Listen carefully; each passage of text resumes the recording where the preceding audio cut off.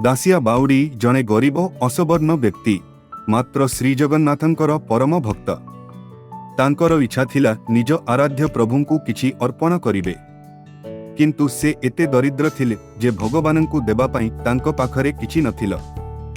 जुगाड़ करी गाँर लोकंक हातरे महाप्रभुंक पई एक नडिया पठाइले। एहा देखि गाँवासी हसी उड़ाई देले। बहु विनती परे सेमाने सम्मति देले जे दासियांको नडिया नेबे, किंतु केवल अरुण स्तंभ निकटरे अर्पण करिदेबे। एहा सुनी दासिया बहुत खुशी हेले। दासियार नडिया आनिबाकू सीना गाँ लोके हेज्ञान करुथिले, किंतु गाँ लोके नडिया आनी कौतूहलरे अरुण स्तंभ निकटरे कहिले, एही नडिया दासिया बाउडी पठाइछि।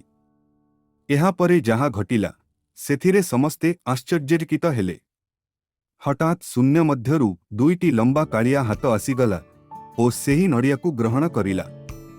तापरे हाथ अंतर्धान हेगला।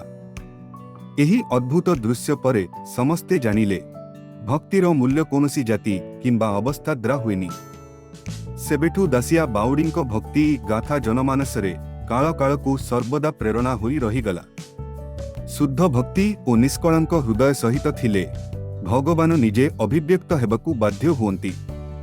एही वीडियो भलो लागिथिले दयाकरी लाइक, शेयर एवं सब्सक्राइब करंतु। आम चैनल रो नुआ नुआ वीडियो पाई बेल आइकन को क्लिक करिबाकू भूलंतु नाही। आपणकर समर्थन आम पाई बहुत मूल्यवान।